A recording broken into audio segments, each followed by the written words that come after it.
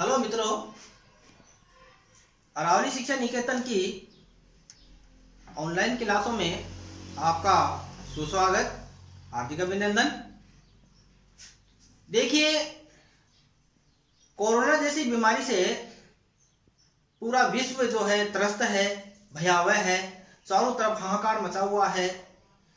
तो देखिए, सबसे पहले तो हमें जो है जो विश्व में सभी देशों की सरकारों ने जो लॉकडाउन कर रखा है, उस लॉकडाउन का हमें पूरी तत्परता से जो है पालन करना है, क्योंकि जान है तो जहान है। अगर हम जीवित रहेंगे तो हम बहुत कुछ कर पाएंगे। तो आप ये सबसे पहले तो मेरे संदेश जो है आप सभी को मैं देना चाहता हूँ कि सुरक्षित रहिए, घर में रहिए और लॉकडाउन का पालन कीजिए। इस बीमारी से लोग बड़े पीड़ित हैं, दुखी हैं। विशेषकर जो पढ़ने वाले विद्यार्थी हैं, जो वास्तव में बच्चे जो हैं समय निकालकर अध्ययन में लगे रहते हैं, और विशेषकर बोर्ड की परीक्षाओं में जो बच्चे जो हैं पहले से तैयारियों में लगे हुए हैं और आगामी जो बोर्ड की परीक्षाएं लगने वाली हैं उनकी तैयारी में लगे हुए हैं, और विशेषकर प्रतियोगी परीक्षाओं की तैयारी में भी लगे हुए हैं कई छात्र छात्राएं हैं, उनको भी बड़ी चिंताएं सता रही है। तो देखिए, आपको चिंता करने की आवश्यकता नहीं है, चिंता से मुक्त हो जाइए, क्योंकि आपके सामने हमारा चैनल अरावली शिक्षा निकेतन आपके लिए हिंदी, अंग्रेजी, विज्ञान, गणित, संस्कृत और सामाजिक ज्ञान की ऑनलाइन क्लासें चला रहा है। तो आप बड़े मन से और तन से हमारे साथ जुड़ जाइए और अपनी चिंताओं से मुक्त हो जाइए। आपके सामने परीक्षाओं की तैयारी के लिए बड़ी विकट समस्याएं आती है। तो देखिए, मैं आपको जो प्रतियोगी परीक्षाओं में अनेक प्रकार के प्रश्न पूछे जाते हैं, हिंदी से संबंधित, वैसे तो क्या है, विश्व की सबसे कठिन भाषाओं में संस्कृत को माना जाता है, और संस्कृत जो है विश्व की सबसे पुरानी और प्राचीन भाषा है। क्यों? क्योंकि इसी भाषा से विश्व की समस्त भाषाओं का जन्म हुआ है। वर्तमान समय में संस्कृत का लगाव कम हो गया है, परंतु प्रतियोगी परीक्षाओं में आप देखते हो हिंदी से संबंधित अनेक प्रश्न आते हैं, जिनको हल करने में बड़ी कठिनाइयों का सामना करना पड़ता है।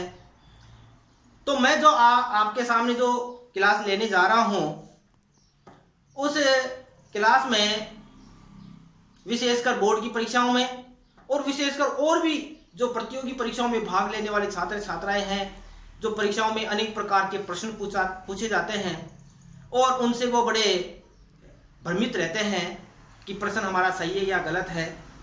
क्योंकि हमें जब तक किसी विषय का पूरी तरह से ज्ञान नहीं होगा, पूरी तरह से हम अध्ययन नहीं करेंगे, तब तक हम किसी भी विषय में पारंगतता हासिल नहीं कर सकते। क्योंकि किसी भी विषय में पारंगतता हासिल करने के लिए हमें क्रमशः व्यवस्थित रूप से पढ़ना आवश्यक होता है। तो आपके सामने मैं हिंदी भाषा से संबंधित संपूर्ण जो कोर्स है, जीरो लेवल से लेकर के, जीरो का मतलब नीचे वाले पायदान से, छोटी इकाई से लेकर के आगे तक की बड़ी इकाई तक मैं आपको सिखाऊंगा। क्लासें चलेगी। तो आप मेरे साथ जुड़ जाइए और इस चैनल को सब्सक्राइब कीजिए, शेयर कीजिए और अपने मित्रों को अवश्य बताएं। हाँ, देखिए, सबसे पहले हम हिंदी भाषा को सीखने के लिए हमें ये पहले पता होना चाहिए, इस बात का ज्ञान होना चाहिए कि हिंदी और भाषा ये दो शब्द हैं। देखिए, हिंदी और भाषा कितने शब्द हैं? दो शब्द हैं। तो हमें सबसे पहले ये पता जानना चाहिए कि भाषा शब्द का मतलब क्या होता है। देखिए, भाषा कई प्रकार की होती है। आप जानते हो भाषा में अंग्रेजी भी है, हिंदी भी है, संस्कृत भी है, ठीक है, फारसी भी है, उर्दू भी है। तो ये भाषा का मतलब क्या होता है? देखिए भाषा का जो है मतलब होता है, भाषा का जो वास्तविक जो अर्थ होता है वो यह है कि आप जानते हो कि ये जो संसार है ये प्राणियों का एक विशाल समूह है। क्या है ये? प्राणियों का एक विशाल समूह है।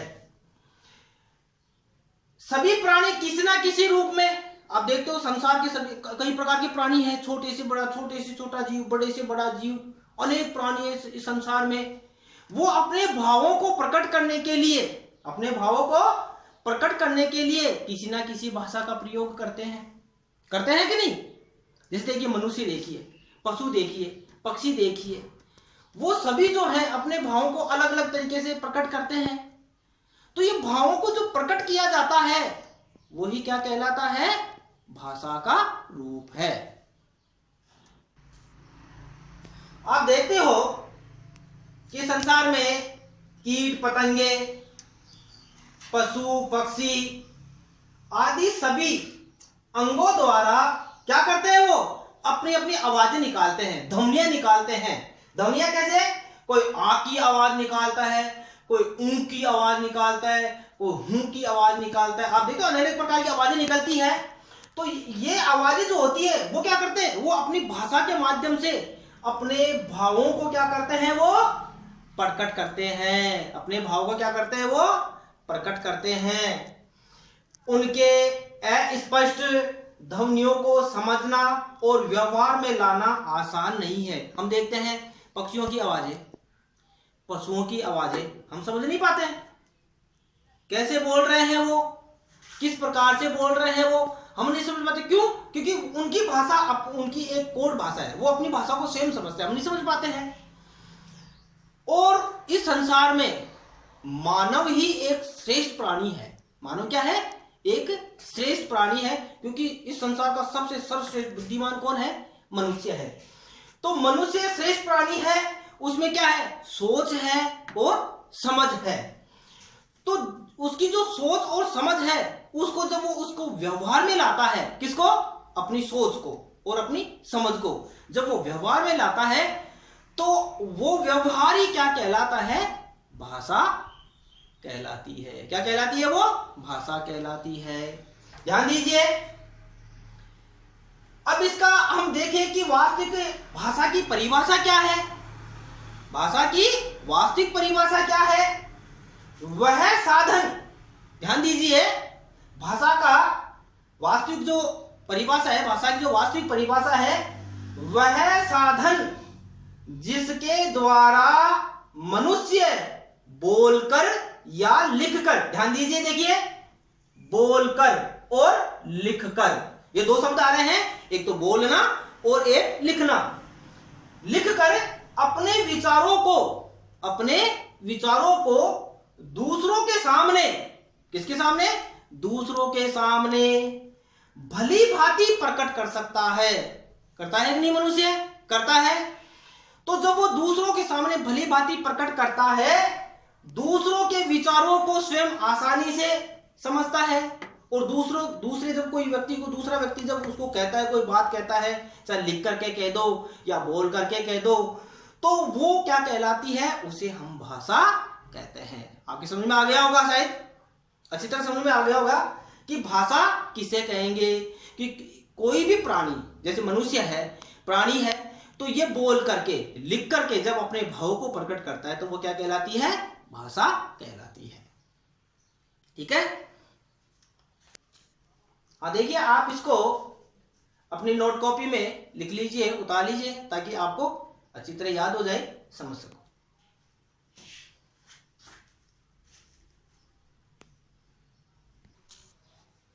हाँ देखो मित्रों, दोस्तों,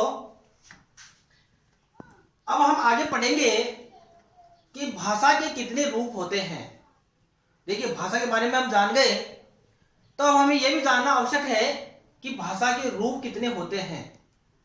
देखिए, मूल तौर पर हम देखें, मुख्य तौर पर तो भाषा के दो रूप होते हैं। एक भाषा तो होती है मौखिक भाषा, जिसे हम कथित भाषा भी कहते हैं। अब कथित भाषा हम कहते किसे हैं, यानी मौखिक भाषा हम किसे कहते हैं? जब हम अपने विचारों को देखिए, ध्यान दीजिए, जब हम अपने विचारों को या भावों को, भाव यानी मन के विचार को किसी के सामने मौखिक का मतलब क्या होता है? बोलकर प्रकट करते हैं, उसे मौखिक भाषा कहते हैं। क्या कहते हैं? उसे मौखिक भाषा कहते हैं। अगली देखिए, भाषा का दूसरा जो रूप है वो है लिखित भाषा। लिखित भाषा, जब हम अपने विचारों या भावों को लिखित का मतलब क्या होता है? लिखकर, जैसे पत्र लिखना, कागज पर लिखना, संदेश लिखना, लिखकर के हम प्रकट करते हैं, उसे हम क्या कहते हैं? लिखित भाषा कहते हैं।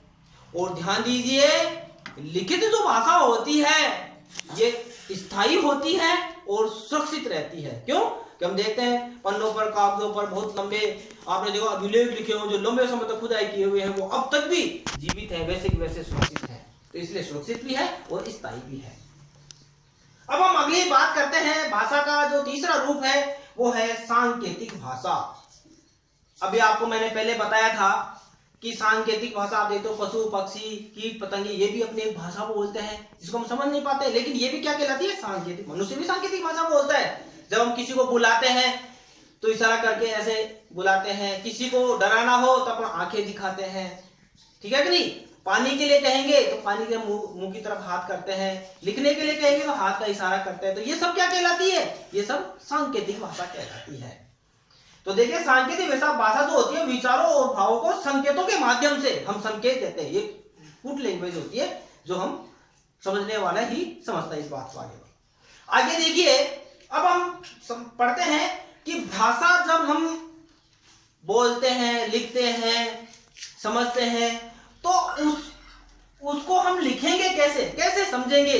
तो लिखने का जो ढंग होता है वो क्या कहलाता है? लिपि। देखिए, हम लिपि के बारे में पढ़ेंगे कि लिपि होता क्या है, लिपि किसे कहते हैं। अधिकांश बच्चे नहीं जानते लिपि किसे कहते हैं। और देखिए, प्रतियोगी परीक्षाओं में अनेक ऐसे प्रकार के प्रश्न आते हैं, ये लिखित के, मौखिक के, और लिपि से संबंधित भी बहुत महत्वपूर्ण प्रश्न आते हैं। तो देखिए, किसी भाषा को लिखने के लिए, जब हम किसी भाषा को लिखते हैं, उसको लिखने के लिए कुछ चिन्ह अथवा वर्ण जो हम पढ़ते हैं वो बना लिए जाते हैं, उन्हें हम क्या कहते हैं? लिपि कहते हैं। देखिए, लिपि किसे कहेंगे? यानी किसी भाषा को लिखने के लिए, समझने के लिए कुछ चिन्ह बनाते हैं और वर्ण बना लेते हैं। जैसे देखिए, हमारे स्वर है, व्यंजन है, अंग्रेजी में भी ABCD है, ऐसे वर्ण हम बना लेते हैं, उसे हम क्या कहते हैं? लिपि कहते हैं। लिपि की जो वास्तविक परिभाषा है वो देखिए, आप ध्यान दीजिए, लिपि की जो वास्तविक परिभाषा है, किसी भी भाषा को लिखने में प्रयुक्त होने वाले वर्णों या चिन्हों को लिपि कहते हैं। क्या कहते हैं? किसी भी भाषा में लिखने में प्रयुक्त होने वाले वर्णों या चिन्हों को लिपि कहते हैं। अब देखिए, अब अलग अलग भाषाओं की अलग अलग लिपि है। जैसे हमारी देखिए, हिंदी और संस्कृत की एक समान लिपि है जिसे हम देवनागरी लिपि कहते हैं। जैसे कहते हैं इसको देवताओं के द्वारा इसका निर्माण किया गया था, इसलिए हम इसको देवनागरी लिपि कहते हैं। कई बार प्रतियोगी परीक्षाओं में प्रश्न पूछे जाते हैं इसके। पंजाबी जो भाषा है उसकी गुरुमुखी लिपि है, अंग्रेजी की रोमन लिपि है और उर्दू की फारसी लिपि है। तो देखिए, ऐसे अलग अलग भाषाओं की सबकी अपनी एक लिपि होती है। तो ये क्लास यहीं पे समाप्त करता हूं। अगले क्लास में आपको जो मैं है व्याकरण से संबंधित टॉपिक लेंगे, और ध्यान दीजिए, आपको अच्छे तरीके से, सुव्यवस्थित तरीके से आपको पढ़ाया जाएगा। कितना हो गया?